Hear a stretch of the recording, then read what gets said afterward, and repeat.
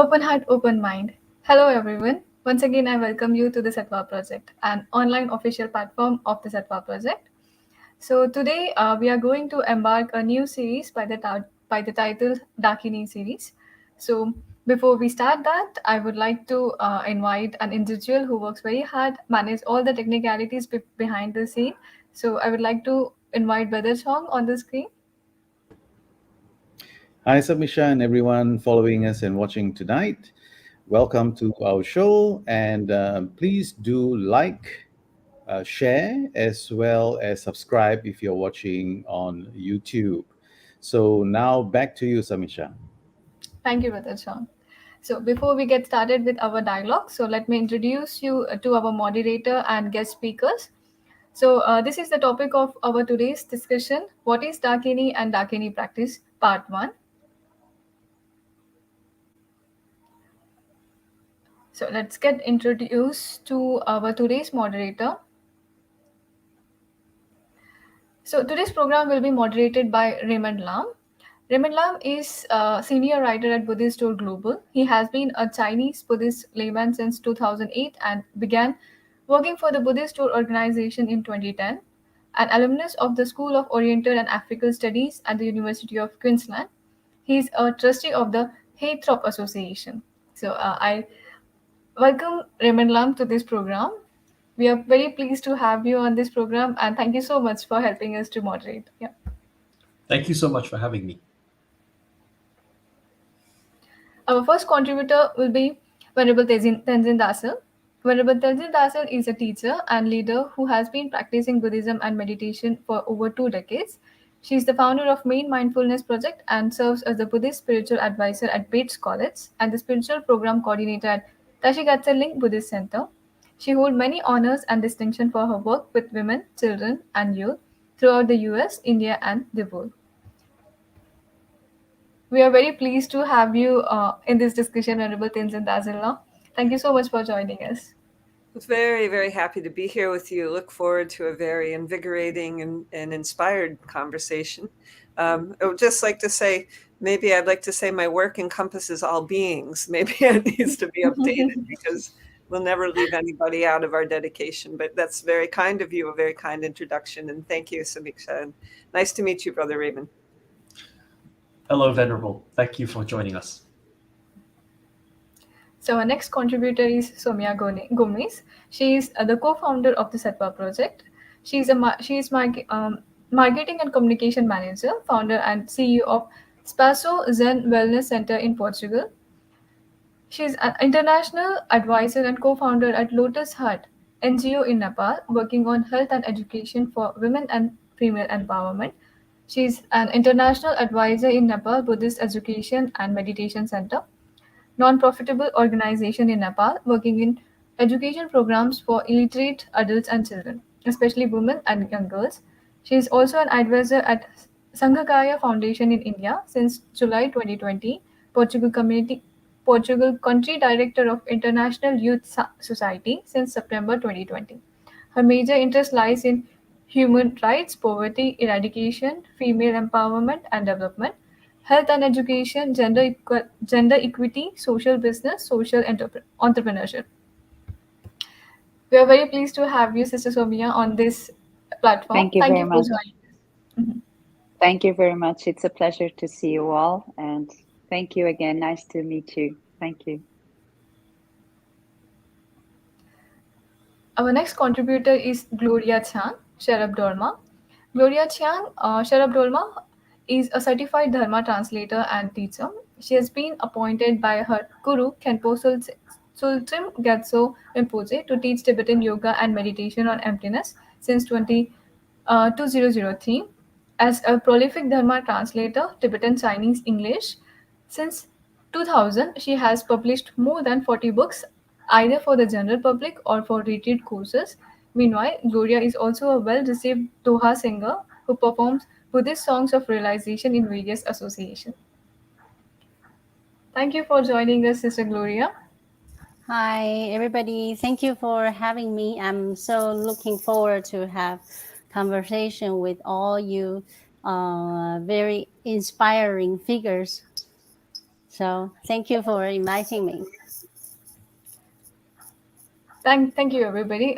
Now I hand over this program to Brother Raymond. Thanks so much. Well, first of all, a happy evening to everyone. Thank you all for joining us, and thank you for watching as well. I think I'm the odd one out here, and not because of the obvious aspect, but because I am a Chinese Buddhist, and in our tradition, we do not have dakinis in our schema of practice.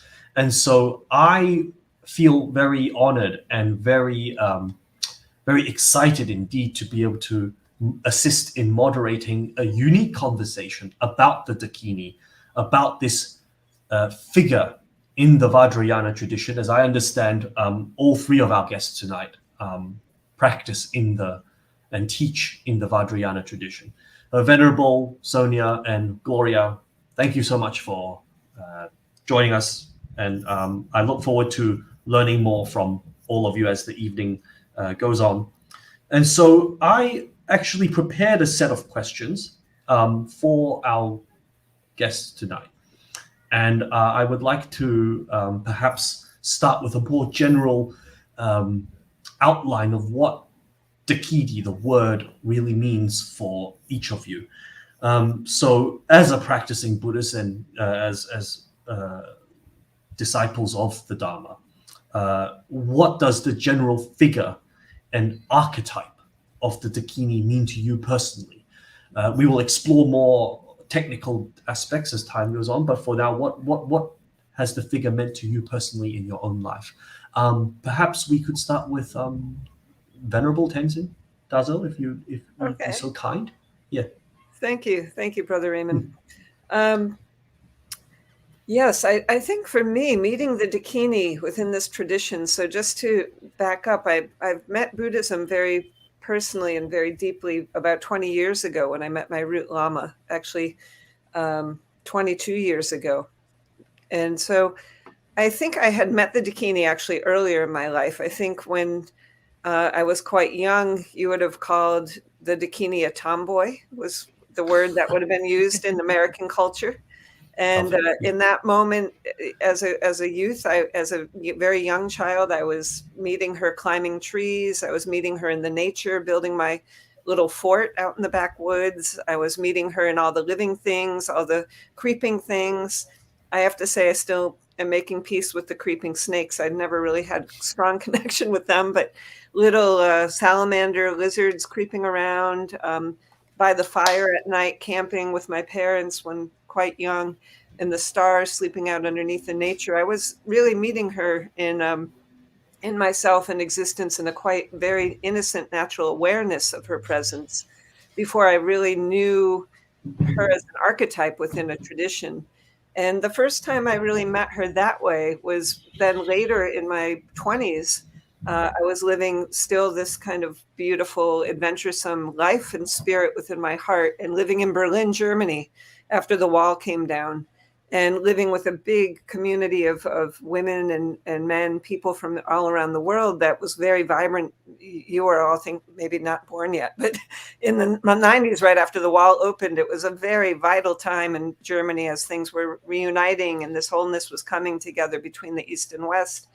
So just riding my bicycle everywhere, making music, playing a lot in the arts, dancing everywhere. If you found old footage, you'd see that. And so she was still flowing through my experience very viscerally, very embodied. And yet still, I didn't really see an archetype outside of that. I just had a knowing within my own experience.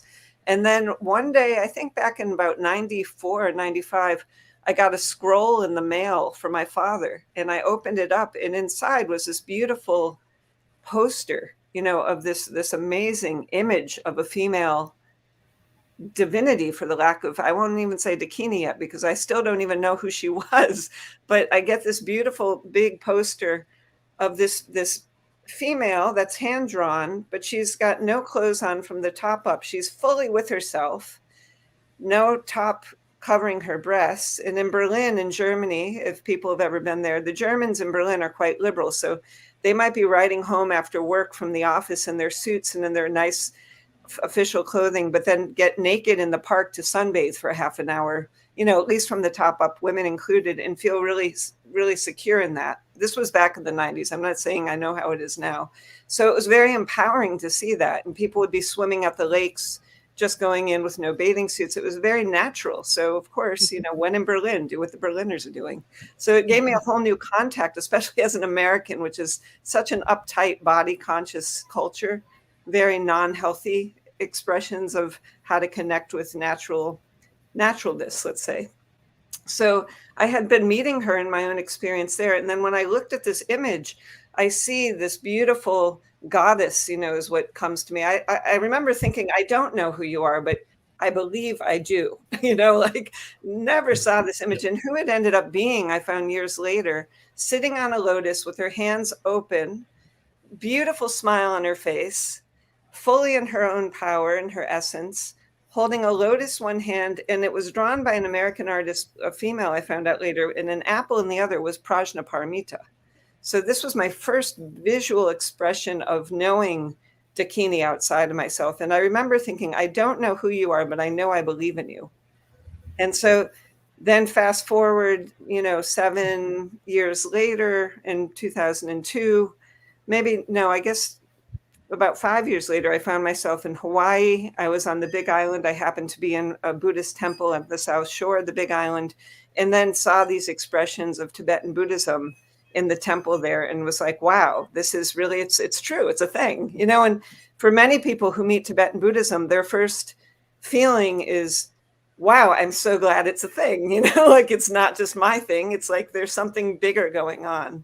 And so when I found these images within the tradition, I knew that was going to be a spiritual home.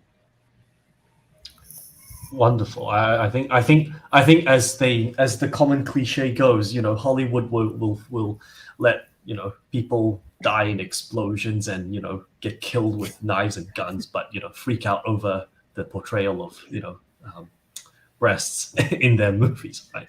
But I think that was an absolutely beautiful introduction to your journey and to your encounter with Dakini. Gloria, Sonia, who would like to volunteer to be next? Sister Gloria. Please. I'll let Sonia go first.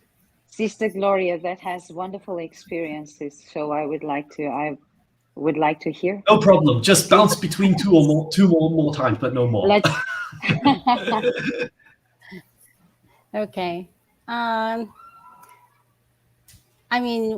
I was born in Taiwan, and just like Raymond, we were born Buddhist, but not like a real Buddhist who knows how to liberate ourselves. We just kind of pray to the gods and goddesses, sort of like that. We'll pray to the Buddhas or generously, but not for liberation. Actually, we were not taught like that. So, but I was looking for the truth of life. Like since I was very little, I couldn't find in that kind of Buddhism. So I actually converted myself into Christian when I was a teenager. So I was a Christian for about 10 years. And the God, which later I figure so-called God is like the ultimate truth, actually.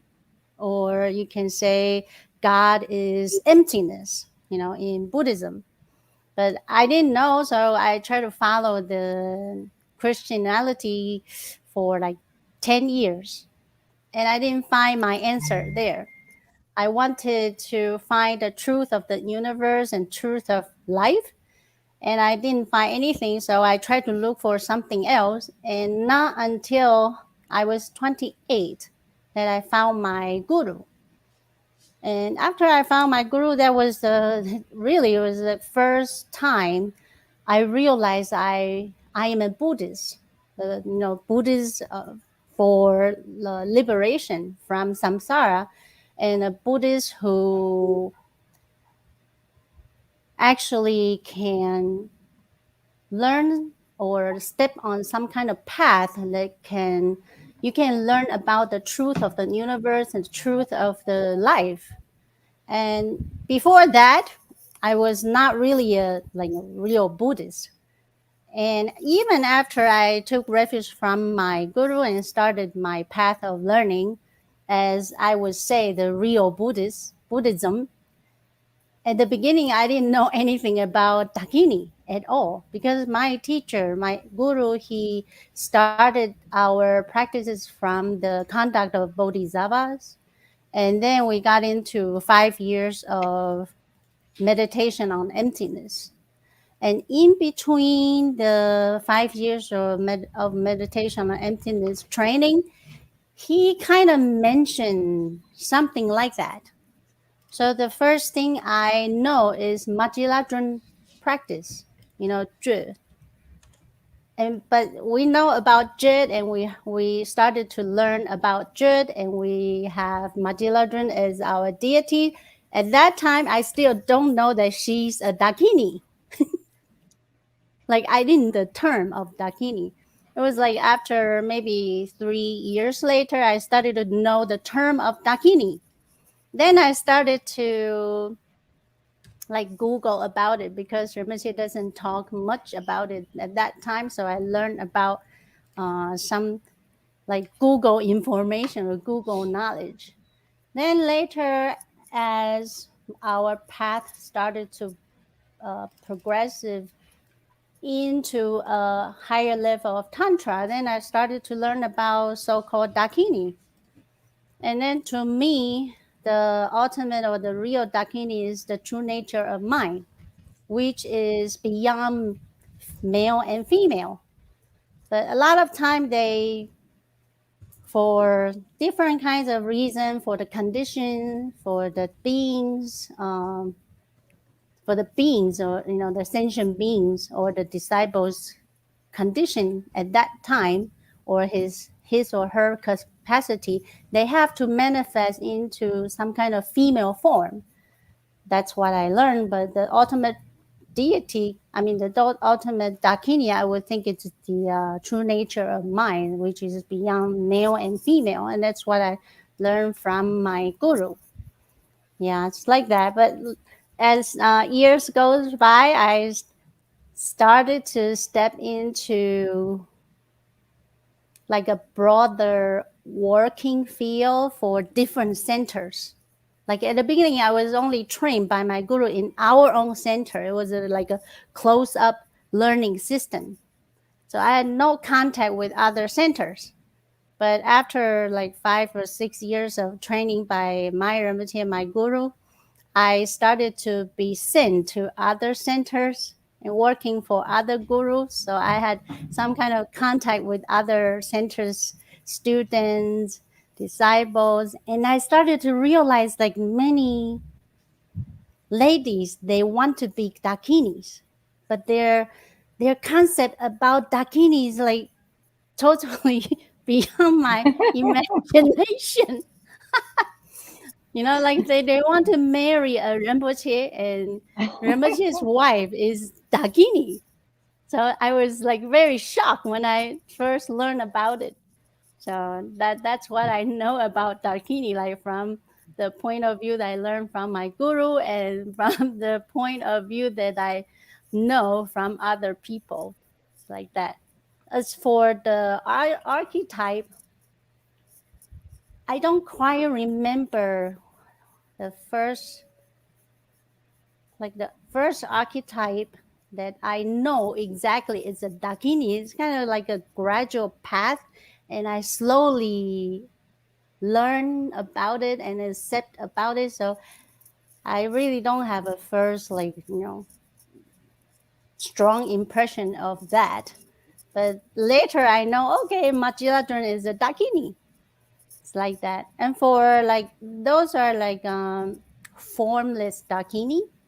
But for like Dakini with form, which is on the relative level, what I learned is like no matter man or woman, especially woman. For the word Dakini, on the relative level, it kind of means female, right? So it's like a female practitioners who dedicate her life, her whole life, her body, speech, and mind in a full heart into Dharma activities and Dharma learning. And that's what I know about the relative Dakinis.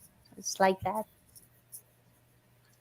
Well, thank you so much, Gloria. I think I'm starting to see a pattern here, right? Like the Dakini, whether a tomboy or whether the literal consort of a male teacher, or whether an embodiment of emptiness, seems to touch our lives in all sorts of different forms, and appears to us, I think, in times when we need her to, when we need her, that particular manifestation. I'd like to pass on to Sonia to describe, a little bit about your encounter with Dakini. Take it away, Wow. Sonia. Okay, Raymond, thank you. So this is an issue I really like to approach because it becomes an issue that brings a lot of misunderstanding in Buddhism and brings a lot of fantasy. And the Dakini aspects or the meaning of Dakini and the Dakini practice is extremely profound. We don't get in touch with that spontaneously or easily because we don't have awareness to realize we are getting in touch with that, with the Dakini energy, Dakini manifestation. So for me, Dakini, I can resume. It's like a messenger of wisdom on the path of transformation, link it to synchronicity and coincidence, as you were saying, Raymond. So this is quite deep because I, like Gloria, I was raised in a Catholic environment for many, many years. I even studied in a college where there were nuns, and my family really enjoyed me to be a nun and this and that. And since the beginning, I always had many questions, and the nuns didn't like it. I used to do many questions, and I wanted to know why Jesus Christ didn't have kids, why Jesus Christ didn't have wife. And those were very uncomfortable questions in that time for a young girl with 10 years old. And they used to say, you just read the Testament and you don't ask questions. You just focus in the reading, you just study, and you don't ask too much, please. And I always thought, but why can I ask? And then I asked my mom, and my mom said usually the same. Oh, I don't know how to answer to you, so you don't do those questions. If people say for you not to question, please don't do it. But I thought, why? I wanted to understand why. And then I also realized there were no female priests, and I get very upset. And I asked my mom, why can't female be priest like male? I don't understand. Don't they know how to read and write? Can they not give a liturgy like men do? And my mother began to say, oh, you don't do those questions. You don't take these issues seriously. You just respect the tradition. Don't go there. And I begin to realize that in my nature, since I was a kid, I had many, many questions about everything. And I was very curious, especially about the difference of treatment between male and female. And I realized that, for example, since a young age, that female were very scared and repressed, like they never shared what they really thought because they were scared of the being pointed out or not being polite, and because that was very masculine if they do this, like the tomboy that Venerable referred here. And I felt a little rebel since very young age. Even in the school, I was always questioning my teachers about a lot of things that they didn't fit me. Their explanations didn't fit to my awareness. I was thinking, this is weird what they are saying. Let me ask. But then I had a lot of problems, because I began to have problems with the teachers. They begin to put me aside and saying I did too much questions. I was incentivizing all the kids to be naughty and this and Troublemaker. that. yeah, troublemaker. And I thought, well, I understand, and I felt a bit um, away. But I realized that many of my friends from school, for example, they came to me and they asked questions. They say, why do you ask this? Do you think females should teach, and do you think female could do the liturgy as a priest? And I said, of course, they have mouth, they can breathe just like men. Why shouldn't they could do liturgy?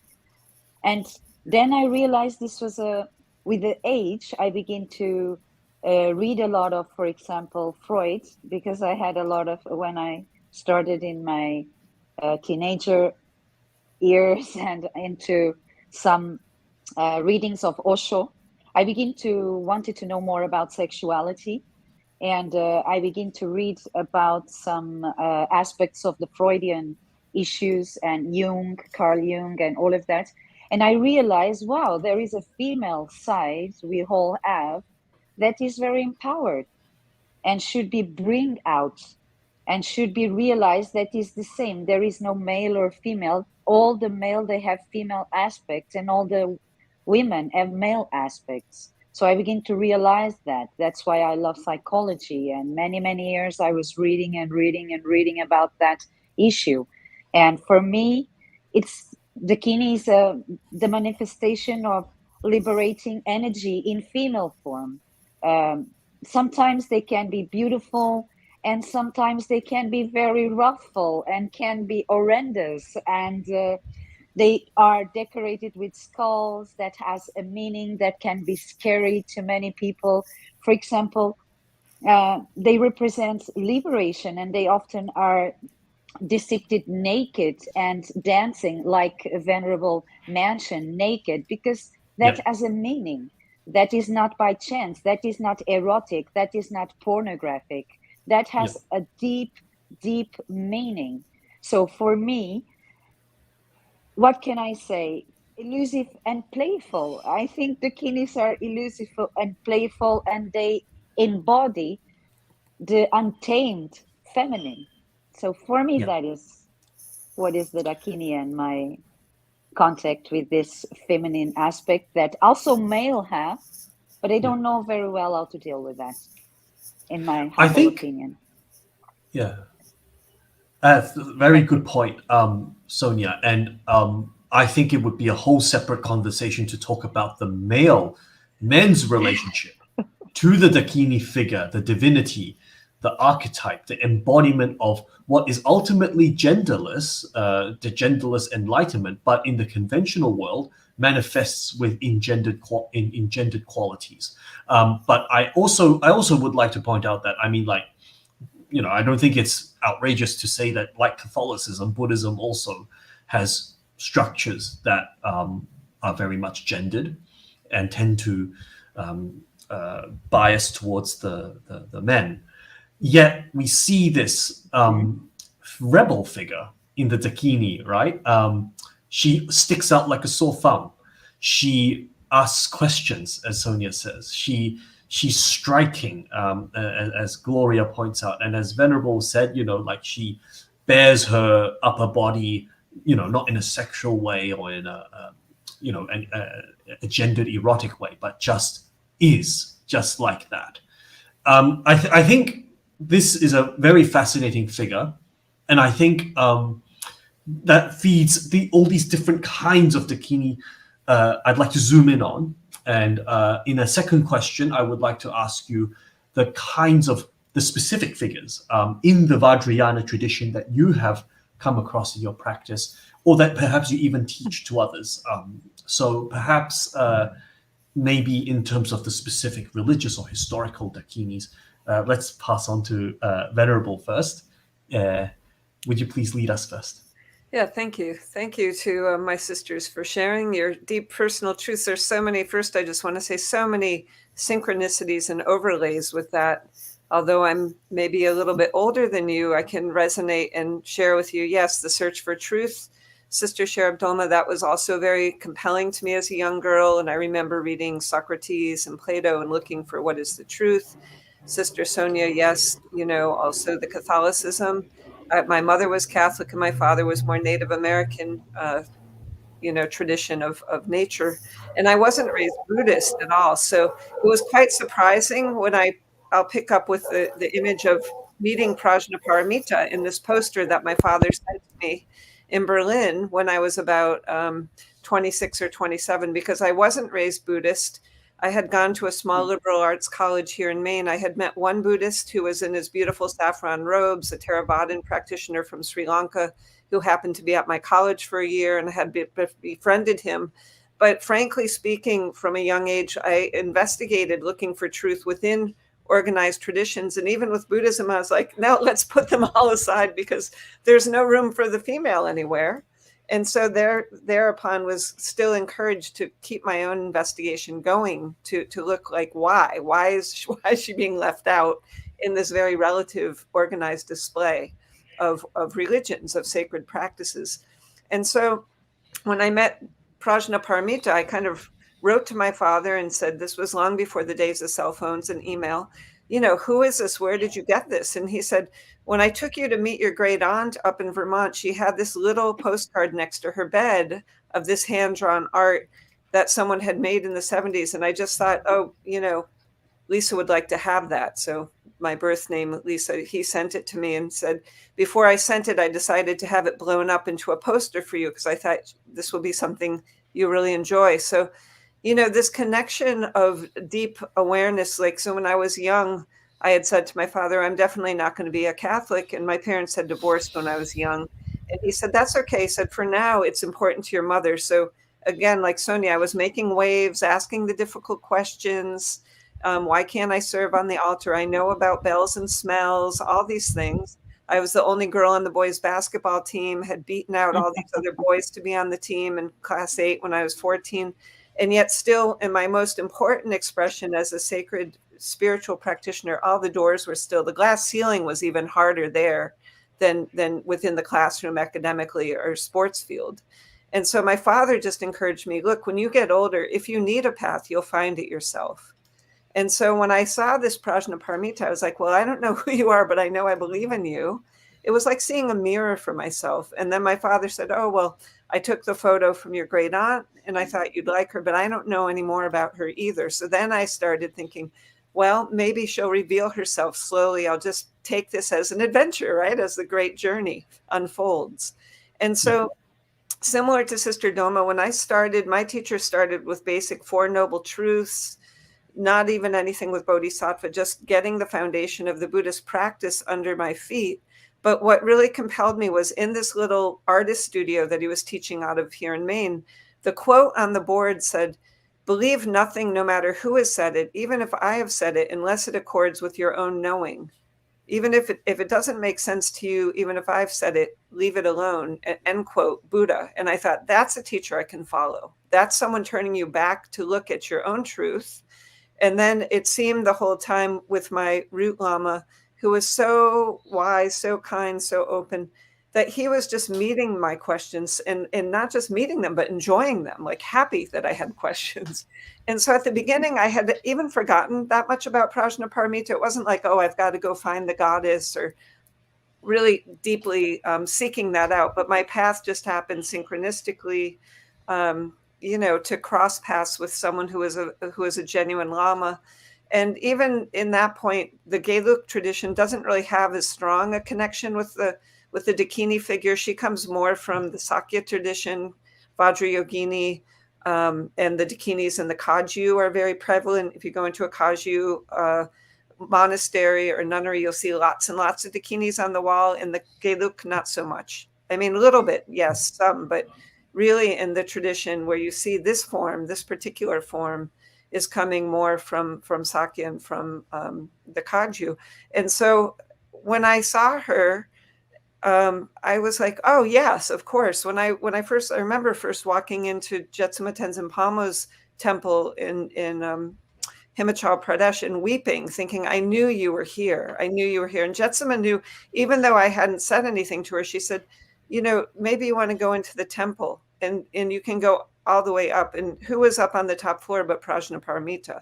And so it was like, wow, coming home, and And I just let things happen and unfold naturally. It's not, I don't think she works. The Dakini principle and the Dakini power and essence is more like we're finding that within ourselves. And so we don't really want to focus so externally on seeking something beyond ourselves. It's more like it's integrating. And so, yes, when you see then these symbols of the beautiful, of course, Machiklab drones on the wall in the temple, the other Dakinis, Paladin Lamo is there, the protector, the great Pakma Dorje is there. So the great Vajrayogini is there, and she's got a whole fresco up on the wall in the temple at Donju Getzeling. And then you meet all the practitioners there, all the nuns. They are clearly embodying the Dakini principle so beautifully, so open-heartedly, with wisdom, with joy, with playfulness, also with sometimes some wrath, some seriousness. And you're kind of like, all right, now this is really where my feet need to fall on the path. What I had studied prior to getting to that moment was doing a master's of theology and comparative religions. And what I did come to see was this unique female principle is not thought of as a god within all the traditions, but this female is always thought of as wisdom. So the Dakini is not really like the same. I wouldn't say it a little bit differently than what Sister Sher Abdulma said. I wouldn't say emptiness is like God, because God within theistic traditions is a creator God. And Dakini is a transcendent essence. She's wisdom that transcends, that moves through us, and is an essence of our own awareness. And yet she's not really creating anything. She's coming into her own awareness. And if we want to say anything, she's helping ourselves evolve. But there's nothing that's happening really from outside of us except for our own wish to evolve through us and beyond. And so she's often pictured holding in her left hand a skull cup, kind of drinking the nectars of awakening, of bodhicitta, of the mind of awakening. And those nectars also have ingredients of like primordial purity, primordial awareness, immortality, bodhicitta, universal wisdom. And that is a very specific way to embody the practice of the Buddhist awareness of awakening through Vajrayana. Now, in the theistic traditions, the Sophia, the goddess traditions, even the Mother Church is called the Mother. Those are seen as something totally different. So they're not really expressing, there's a sense of being created or having a creator, whereas the Dakini is just opening it wide up into emptiness, into oneness with what is experienced, without saying this is creation, this is pure awareness. So, this for me is like the most precious gift the Tibetans really brought out of Tibet in their most amazing way through such an oppressive situation that planted the opportunities for all of us really around the world, from Thailand to Hong Kong to Malaysia to Portugal to USA, bringing this wisdom and bringing this invitation to knowing ourselves in a much more complex and a much more integrated way that has much more to do with our own awareness and our own wisdom coming back into its own home, which is here in our heart mind. So the Dakini, like I said, even within Vajrayana Buddhism, it's not a principle that's as prevalent in every lineage of the four main lineages.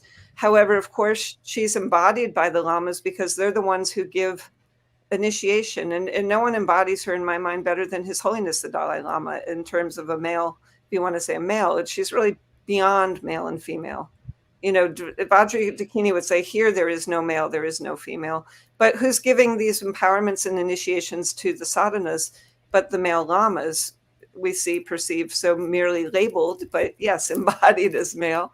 But they're just as capable of being beautifully Vajrayogini. They're not limited by the appearance of gender and by this whole construct of physicality, identifying us as some kind of concrete form. So, of course, we all have connection with her. I know male practitioners in Ladakh who take her as their main yidam. So there's no reason not to do that. But for us, I think in the female form, let's say, of course, I'm born, even though I get kicked out of the women's bathrooms all around the world, thinks I'm a man, I'm quite tall. And then, of course, the haircut, and, it disturbs a lot of people. But then I laugh and say, no, really, born female by my mother. Thank you. Don't want to change that. And they hear that and they can laugh. So it's like finding a new way to just be integrated into oneness and not trying to change oh, there's a beautiful Prajnaparamita. So she's very close, exactly who I met. Except this artist who drew the one my father sent me was American. So instead of the Dorje and the Prajnaparamita, this is the Heart Sutra text she's holding in her left hand of Gate Gate Paragate Parasamgate Tayata Om Gate Gate Paragate Parasamgate Bodhi Swaha. Instead, in the version I had, she's holding in her right hand a lotus and in her left hand an apple, which of course, when I was in graduate school for theology, I was thinking, oh, the apple's really good. That's Eve's wisdom. Why did Eve get damned out of paradise? Because she was curious. She wanted to know, who am I really? And she bit the apple, and instead of being seen as a figure who's really awakening and wanting to know herself, she gets damned and is like, oh, you're damned and you brought Adam down too, so get out of paradise. And it's like Prajnaparamita is like, no, look, we're all Buddhas, we're all here to know ourselves deeply. And starting with the fact that you have Buddha nature, all you have to do is uncover that with naked awareness, with wide open heart. You see how open her arms are. So her heart is wide open, her mind is wide open. The Vajra of the bliss emptiness is there. The invitation to the Prajnaparamita, the great wisdom of knowing the perfection of wisdom, is there, fully inviting. And she's in meditative equipoise as well with her other two hands.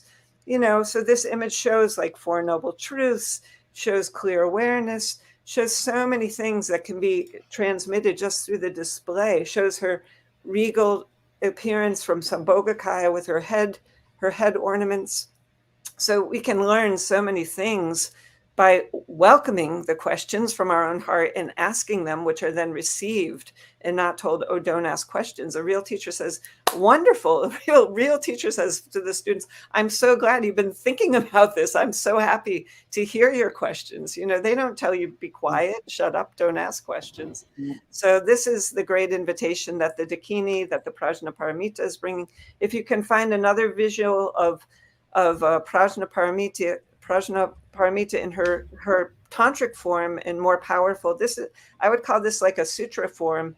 In her tantric form, she's red and she would be holding the skull cup with the kartika, in the right hand, the hooked knife that's showing she's cutting off attachment to appearances. She's drinking the essence from a skull cup, from her own wisdom of the true essence of liberation.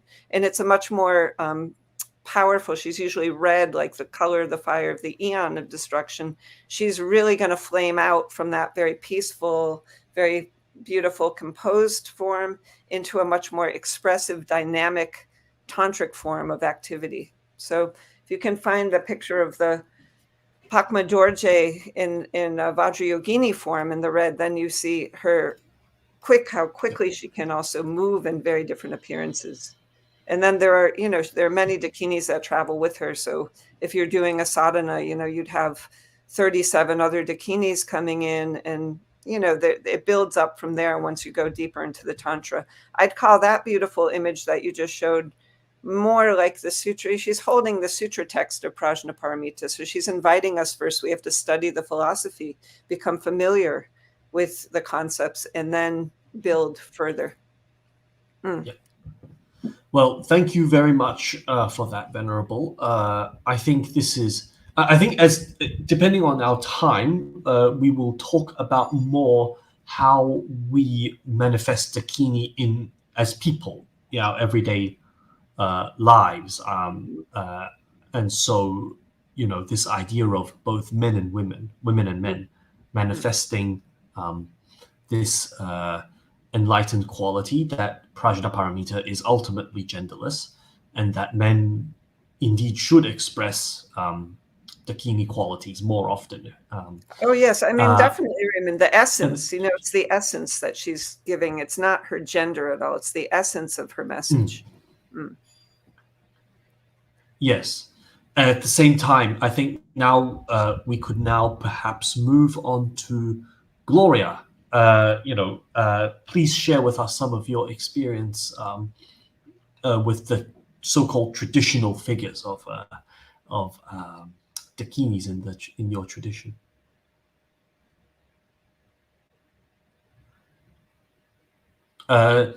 Muted. Please unmute. Thank you.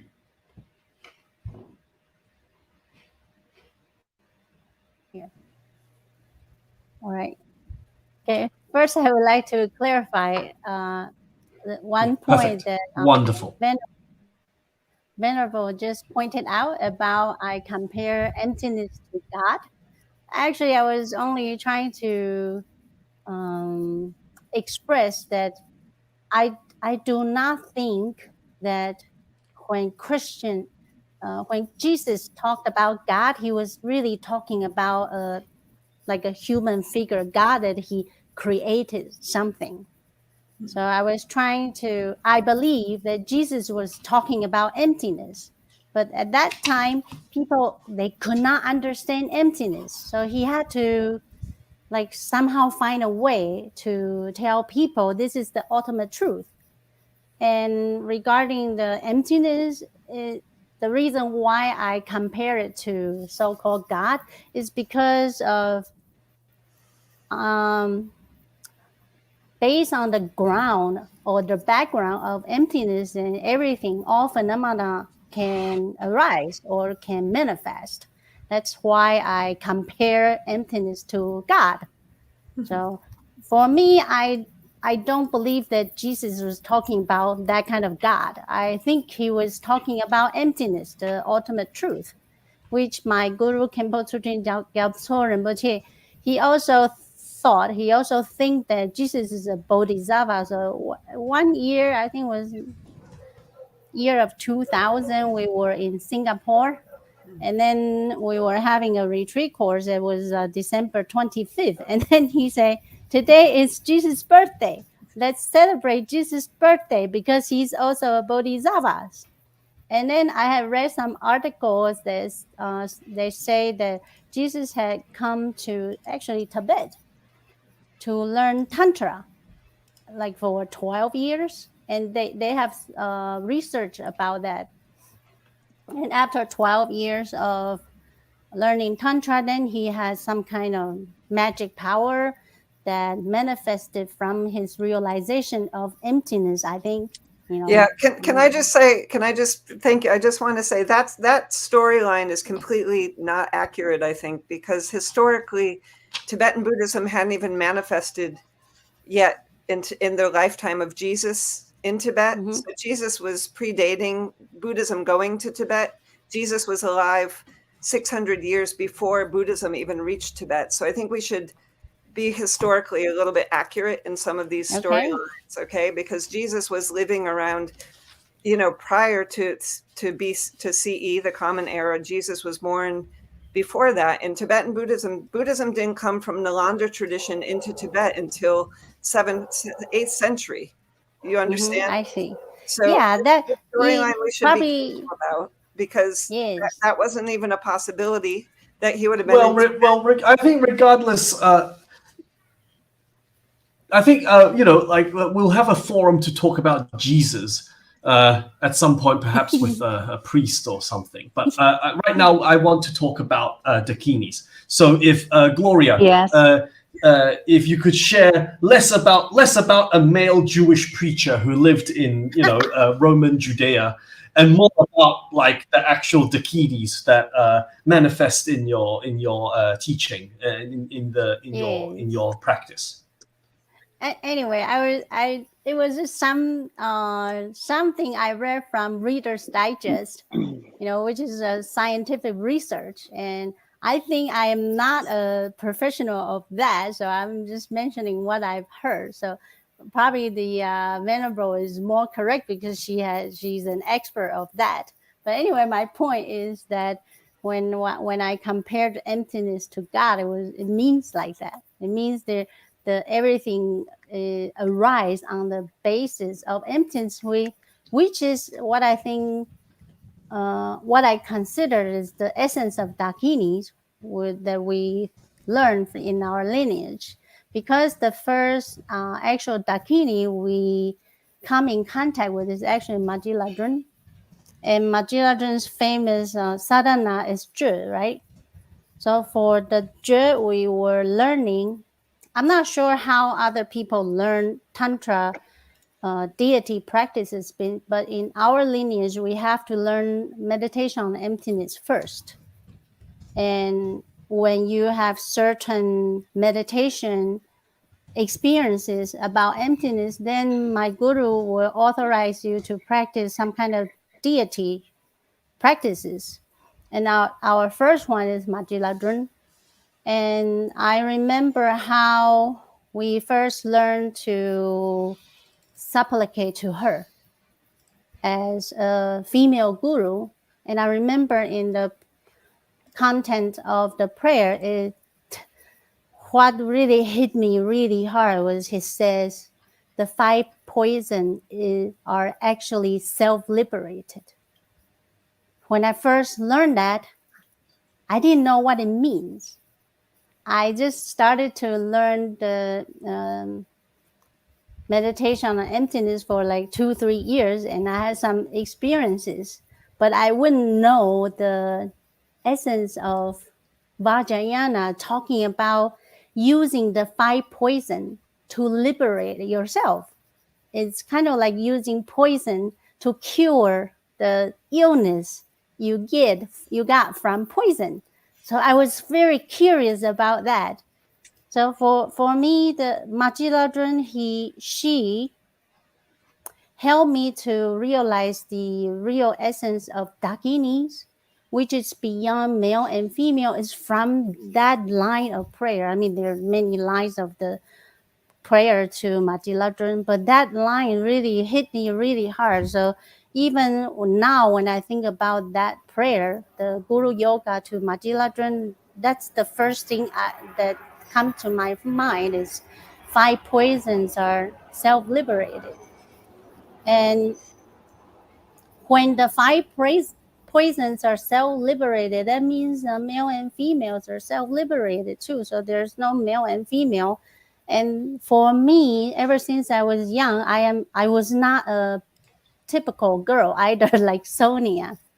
Like I didn't understand why women were put down. And I was observing all the men, women, relatives, family, friends, and they're just so used to it. And I just could not understand why there's such differences. I don't feel any differences between me and a man, except for my body. So when I come in contact with these Majiladrun practices, these drip practices, that really helped me to confirm what I thought was actually, I wouldn't say correct, but when you say correct, there's a duality, right? So actually it confirmed what I thought, that this duality doesn't really exist. So that's what I learned from my first figure of so-called Dakini, like that. And I apologize for disappearing from the screen for 2 times because I had to get my power bank because I just finished leading my students for our annual retreat yesterday, and I just moved back to our monastery guest house. So I was trying to get Where's things your ready. monastery? Sorry, in Kathmandu, around Boda area. Ah, lovely. Yeah. So I Yes, wasn't staying That's in our lovely. guest house. Sorry, please go on. So yeah, I think there was a bit of a lag in time, but in any case, thank you very much, Gloria. Yes. Now, Sonia, I would like to move on to you, and then we can discuss one final question towards 9:30. Yes, please. I would like to simplify and not put. I would like to simplify a bit and put this just a more,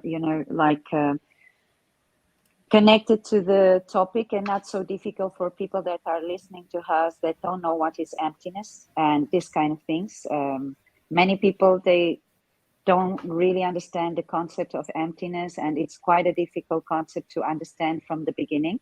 So I will just report to your question and be very simple and direct, because otherwise we will waste and not understand fundamentally. As I think I understood your question was, what kind of Dakini have come across to my practice, and yes, exactly. which figures do I feel karmically connected? Did I understand wrong your question, Raymond?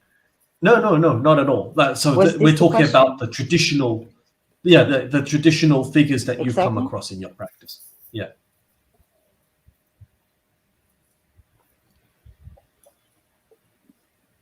Hello. The traditional figures that you've come across to my practice, because I'm not hearing well. You mean that come across to my practice, right? Yes. Yes. There are many. First, I feel very karmically connected with Mandarava. I find Mandarava extremely. I don't know if you are hearing me correctly.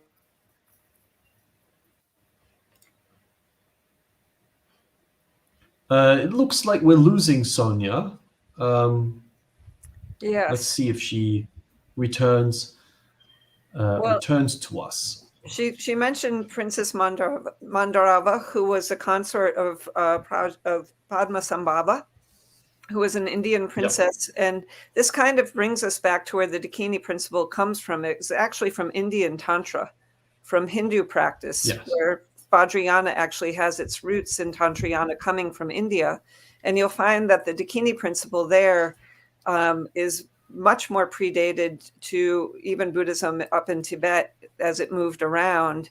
It was integrated in from Hinduism, what we call Hinduism, but were really local practices of the people living in India who were the tantrikas, who were the ones who sometimes went way against this mainstream of the society, living in charnel grounds, living around cemeteries. You see here on the right of Vajrayogini, and the name Vajrayogini is the Sanskrit term for her, which would come into the Tibetan as Dorje Pakmo, the great mother, the great wrathful mother. And she's red, she's flaming, she's got all this fire around her. She is the power of creation, the power of destruction. And Princess Mandarava was an Indian princess who, in the Tibetan Buddhist diaspora of the Vajrayana, Guru Rinpoche, Padmasambhava, met and took as a consort, and who was really seen as also a yogini with him, and was shown to have a great affinity to Tantra and practices, and became really very realized when she was with Guru Rinpoche. Now, Princess Mandarava is very influential and very revered, and I'll let Sonia pick it up from there. But especially, she's got a whole room in the Donju Getsaling nunnery in Himachal Pradesh in India, where it's the Princess Mandarava room. So I just tried to pick up for you, Sonia. I'll shut up now. Thank you so much, because Dakinis are very playful, and these things happens all the time. So I'm sorry, I don't know why my connection fell down precisely when I was talking about my sweet Mandarava. I mean, I have a deep connection with Princess Mandarava because it was the first. Yeah, she's quite interesting. Anyway, because my first deep experience with the Dakini aspects, it was with her. I must confess, it was in India, in Tsopema in 2016. I had a very amazing experience in Mandarava place, and I love this photo because she's dressed with an Indian sari, because she was Indian. This is something that usually you don't see in Tibetan Buddhism. She's always dressed like a Tibetan, with the Tibetan eyes. And I love this. You see, I thought, wow, Mandarava, she was Indian. She is here. It's very, very special. And almost nobody talk about Mandarava. So that's why I said, there must be something wrong with this character, with this lady, because when nobody talks about something, something is there, when you talk about too much about one thing and you hide another, then since that day I did research on Princess Mandarava, and I have a deep connect, and she always manifests in my life. As you see, connection was cut, and so many other things, these manifestations, coincident, not coincident. This is the Dakini display, in my humble opinion. So my connection, my deep connection, and my karmically affinity is with Mandarava, for many reasons, because I don't know. I don't have a logical reason to explain directly, but I have a reason to explain, because she was quite a rebel for her time, according to history. She refused to man the most richest men and kings and everybody. So that is nice already, you see. She refused to have titles, and this is wonderful. I think so many things to learn from Mandarava nowadays. I think we should really put our eyes on it. That's what I'm trying to do with my research about her, which is very difficult. You don't find much about her except in Indian tantric texts that are not even translated. So that's what I'm doing, and it's a very hard work. Then the Dakini that appears more in my practice or in my daily life is Vajrayogini. Yeah, it's quite interesting. I begin to have some interesting moments of my practice and of my life, situations that were quite intense and very, very tough. And this was precisely the Dakini aspect that appeared to me. I don't know. I will not enter too much explaining about Vajrayogini. That's not the purpose of this conversation. But it's just to give an example that this image has a lot of meaning, has a lot of symbols. It is an archetype also of empower, You know, in times of my life when everything was against me, everything was like falling apart, falling down, she was always there. She was always saying, don't give up. Just don't be afraid. Just go. Just don't care. And she showed me that we all women have this aspect, but it is very uncovered for the patriarchal system in Tibetan Buddhism. And she is the queen of the Dakinis for me. So why should women be feared? Why should women be not teaching? Why don't we have more female teachers? So I begin to say, okay, Vajrayogini, you are opening my eyes. You are doing my life a hell, but I accept. I accept, and let's begin to take you there and show you and tell people you are the queen of the Dakinis. And that's it. So I feel extremely joyful to talk about this. It gives me a huge joy because it comes deeply from inside. Is Dakini aspect is deep inside. It's not based on a form. It's not based on the Indian study of Mandarava, but that has a deep meaning because we must, as Venerable saying, be truthful and faithful to history. And Mandarava, she was Indian. Padmasambhava, he was Indian. We must respect, we must pay homage to the tradition. Nalanda is a very important tradition.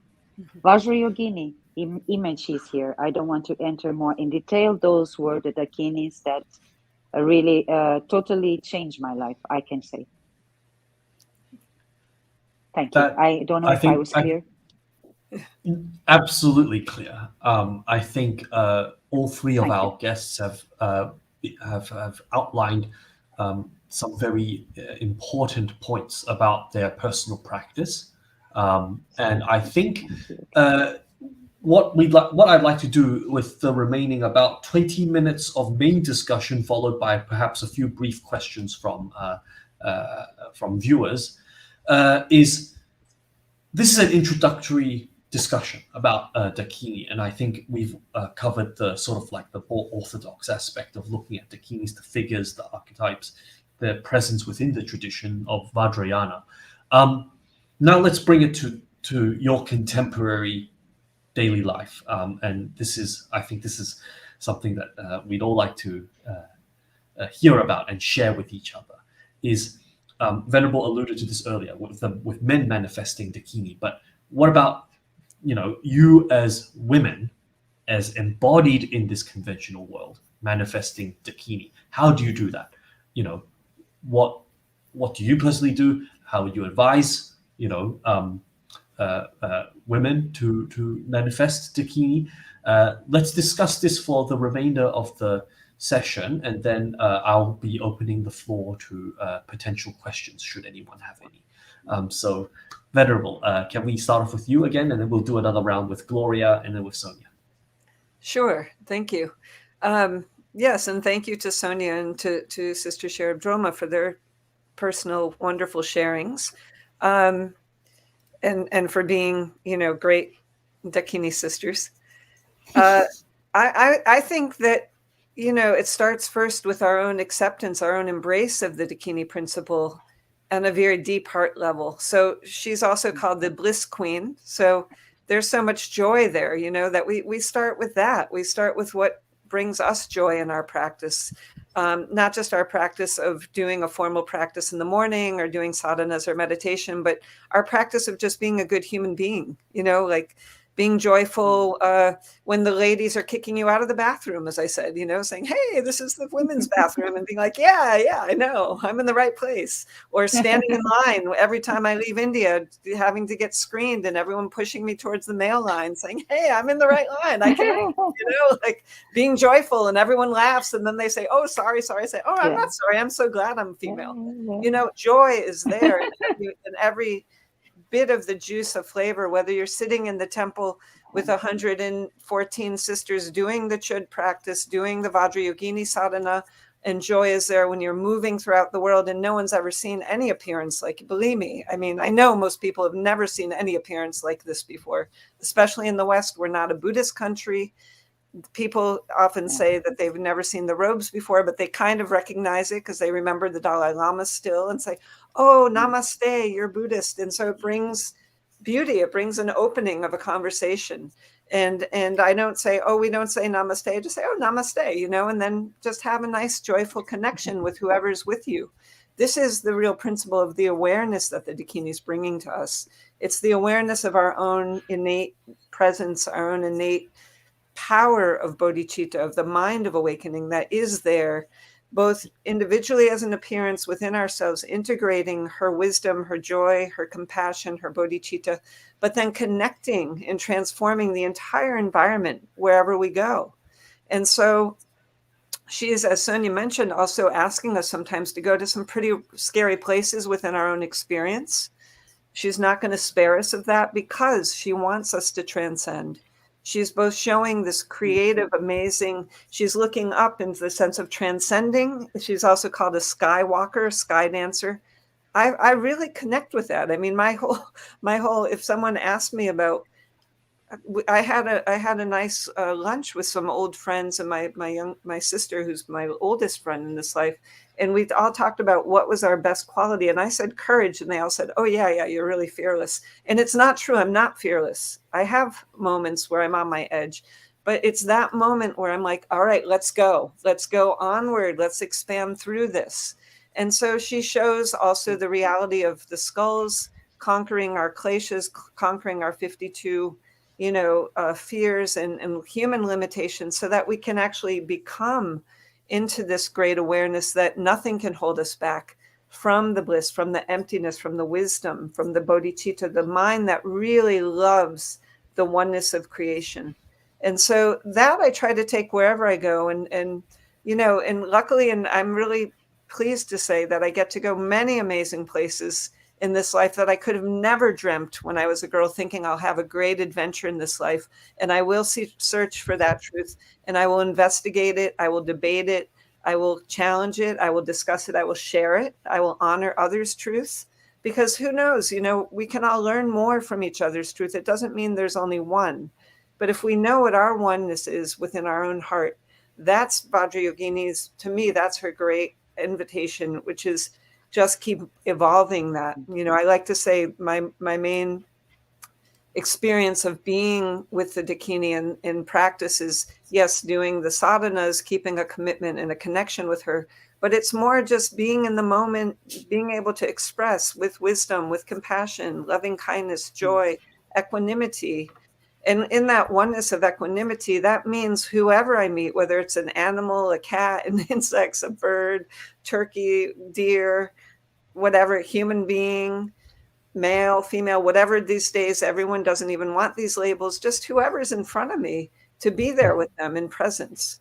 And if it's with a pure joy, that's fine. If that's not the right essence in the moment, then Vajrayogini knows how with wisdom to just be a pure presence and to wait for whatever's needed to be able to express and share.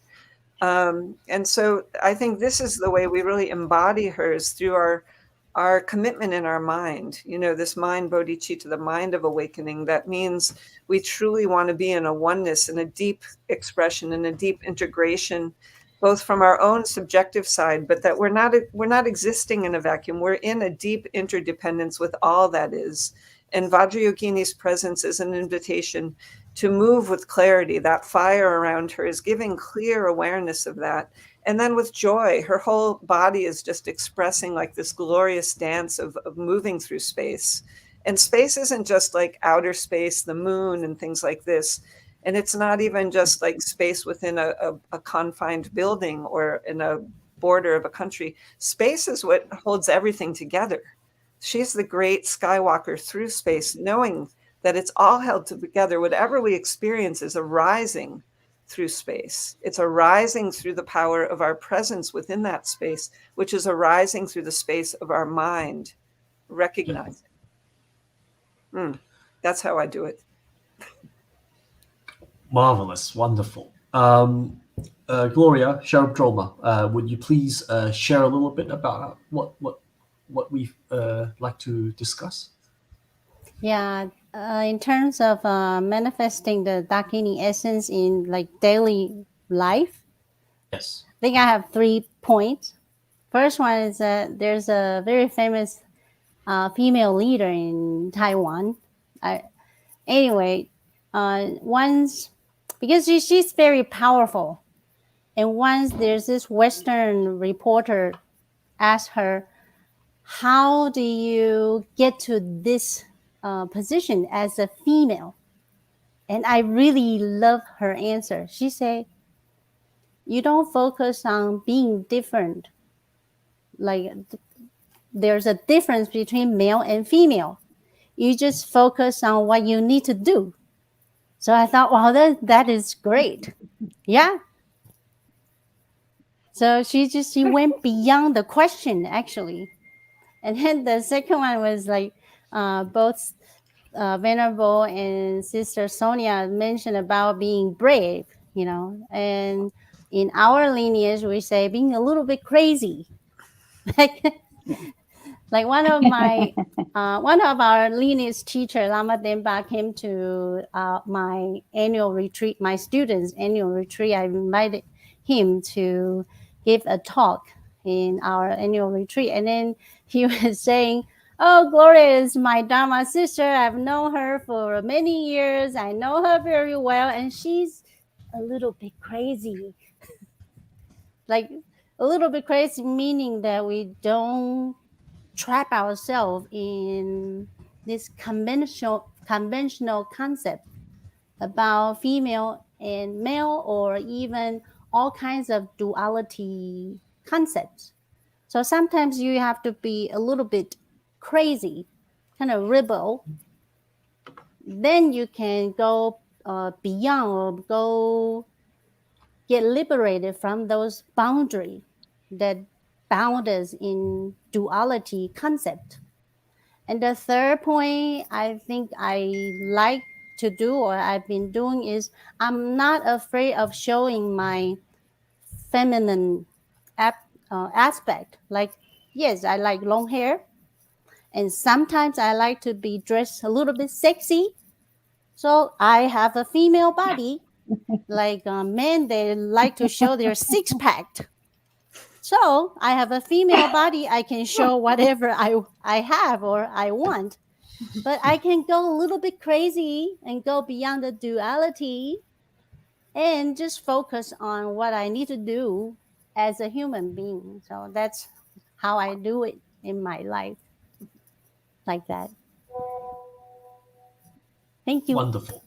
Wonderful. Thank you. Very Sonia, you're up next. To finish. And I think we've got about 10 minutes, and then we'll round up the main conversation and allow questions on the floor.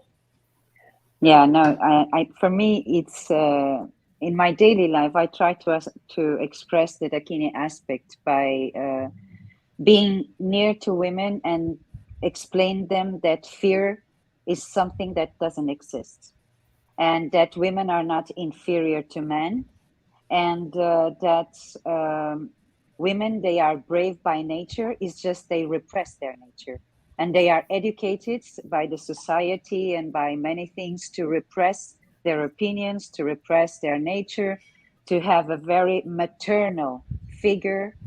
And I try to explain women that they should embrace, as Venerable said, and Sister Gloria, they should embrace their female with joy.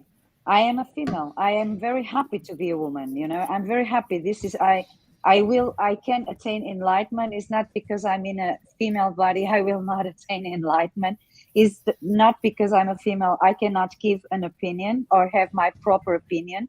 It's not because I'm a female. I must be disrespectful or disrespected. And it's not because I'm a female. I should not be seen as somebody that is a tantric vow, as a symbol of wisdom. So this is a tantric vow. We don't even need to mention this to Vajrayana practitioners. You know, women are should be seen as wisdom, and this is what I try to do in my daily life when I deal with women: is try to encourage them to go further, to never give up their dreams, to never give up their the things they want to do just because somebody told them it was not proper, it was not suitable for a woman, it's not a female good behavior, this and that. And I also have a female body. I really like it. I'm feeling very joyful to have it. As Gloria, I like long hair. I feel very happy to wear makeup, and I don't see any problem in that. I feel very good in that. I could also have my head shave. I will feel very good in that. The important is the essence, the feminine essence, and to be good, to feel good in our own skin, and especially to feel the power and to break the patterns, because this is also a Dakini aspect that we should bring to our lives, is to break concepts, to cut through. People are used to this. You just do the opposite. If they get shocked, maybe something in their minds was too much sticky. So they need to get this openness. That's why emptiness, this space. Ossified, So Dakinis also are here to deconstruct this, to be open, give this space. And especially that's why, for example, just to finish, many great practitioners, great masters in deep moments in their practice and in their life, they were challenged by the Dakinis. They came to challenge them precisely to give that gap, to give that space, to give this openness. And so for me, the Dakini aspect in daily life is this: is show you're brave, show you are not scared, show you are feeling very good to be a woman, showing that in the ultimate level, there is no male or female. It's just, transcending all these aspects, and just be playful and joyful, enjoy it. That's all I have to say. Thank you so much for your kindness. Thank you. Thank you, Sonia. You cannot transcend gender without embracing your own first, right?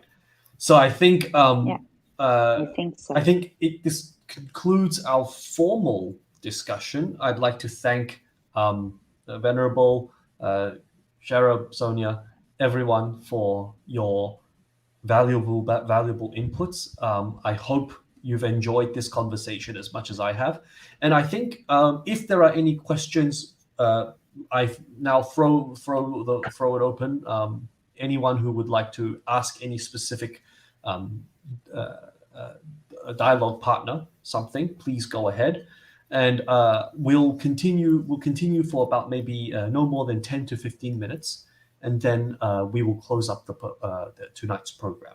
So please feel free to ask any of our speakers a question.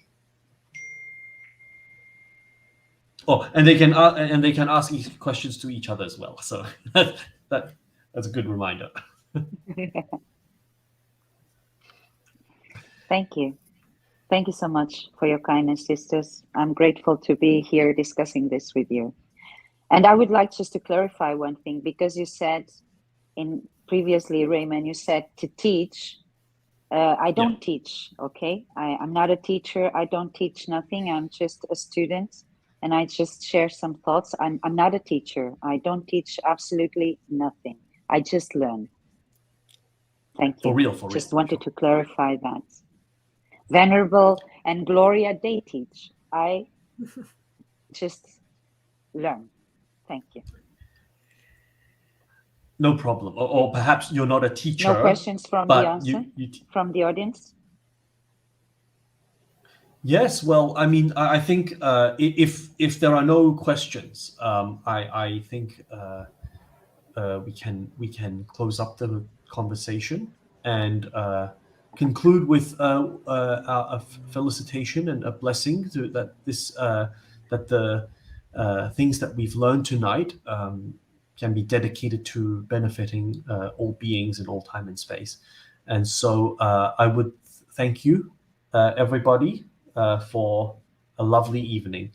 And Samishka, please come in and help us close up the conversation. Thank you very much. That was a very lovely conversation. I enjoyed it a lot. So before we conclude the session, I think we have some announcement.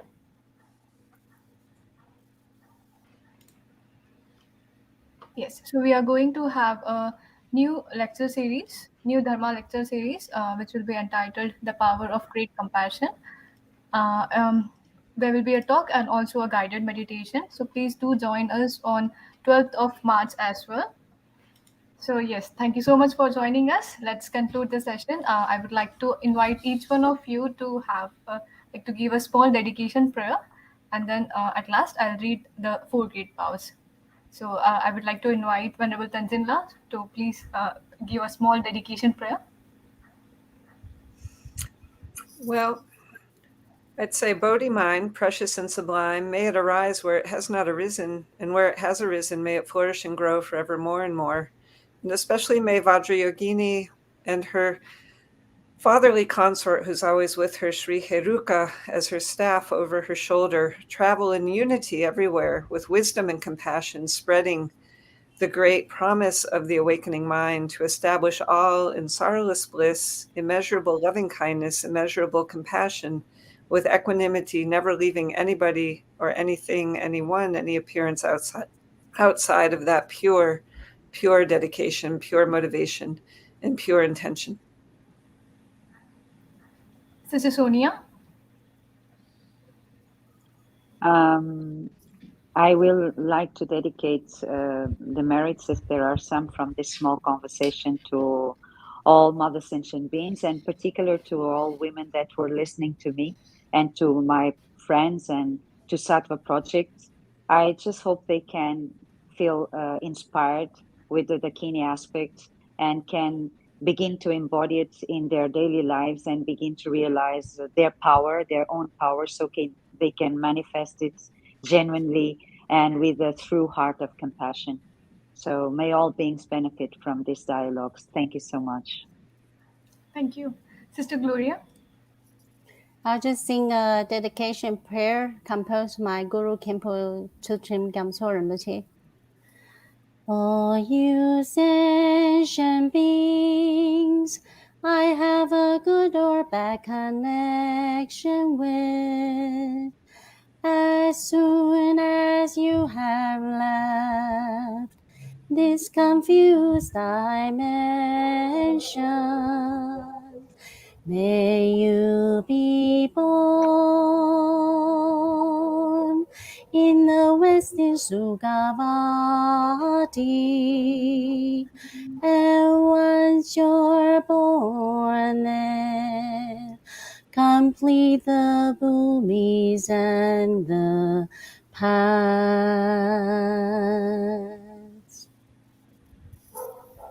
Thank you so much. That was so beautiful. Thank you. Brother Raymond? Well, I felt Gloria Sharab's dedication deeply, because as if I understand correctly, she the dedication mentioned Sukhavati, which is in the Chinese Pure Land tradition comparable to the Western Pure Land of Amitabha Buddha. And so while I'm not going to embarrass myself with my awful singing voice, I certainly would like to dedicate this talk to all beings and hope that they may see Amitabha Buddha at the end of their lives and be reborn in the sublime Pure Land, where all beings are shortly going to become Buddhas and return to us to help sentient beings endlessly. And Namo Amitabha, Namo Amitabha. Thank you all. Thank you very much. So thank you. Thank you very much, everybody. Thank you. I wish you all a good Thank night, you. and all our audience members a very good night. Thank you for joining us. And thank you Thanks, to Thank Savita, you. and thank you to Thank you everyone to at Safa Safa for Project. organizing. Thank you to the fellow panelists. Thank and you, to Raymond. everybody who organized, and to Brother Wang and Brother Sherab for helping Chang. us. Brother Chang, sorry, and Brother Sherab Wang for Chang. being behind the scenes and keeping Sattva, bringing these beautiful platforms to benefit everybody who's interested. And be well, everybody. See you again. Thank you so much. Thank you. Thank you Be very well. much. I love it. Bye. Thank you. Have a nice Bye-bye. day in Nepal. Bye. Have a wonderful